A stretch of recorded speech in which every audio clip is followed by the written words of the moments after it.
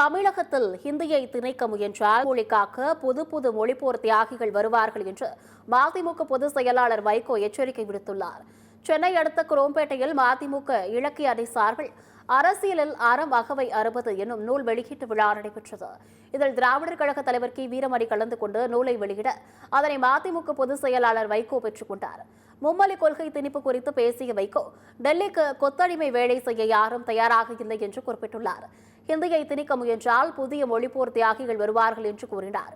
முன்னதாக பேசிய கி வீரமணி, தமிழகத்தில் ஹிந்தி திணிப்பிற்கான ஆபத்தை முளையிலேயே கிள்ளி எறிய வேண்டும், அதற்காக நாம் மீண்டும் ஒரு சுதந்திர போராட்டத்தை நடத்த வேண்டும் என்று தெரிவித்துள்ளார்.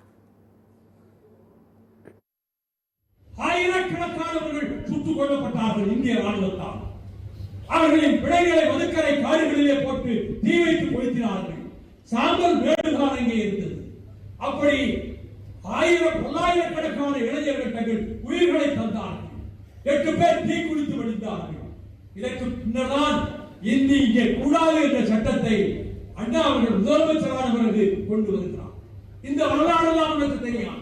நீ மீண்டும் இந்தியை புகுத்துவே என்றால் புதிய சின்னச்சாமிகள் புறப்பட்டு வருவார்கள், புதிய கலைஞர்கள் புறப்பட்டு வருவார்கள், புதிய சிவலிங்கங்கள் புறப்பட்டு வருவார்கள்.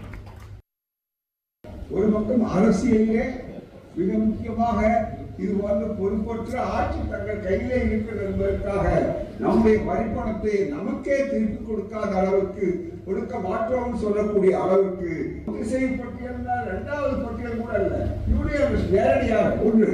இதனுடைய ஆபத்து எங்கே போய் முடியும் சொன்னால், பெற்றோர்கள் இது மாணவர் கிளர்ச்சியாக பெற்றோர் கிளர்ச்சியாக மாற வேண்டிய கட்டம் வருகிறது. ஏனென்றால் இன்றைக்கு இதை சொல்லுகிறவர் நாளைக்கு அடுத்த கட்டத்தில் என்ன உத்தரவு சொல்வார்கள் தெரியுமா?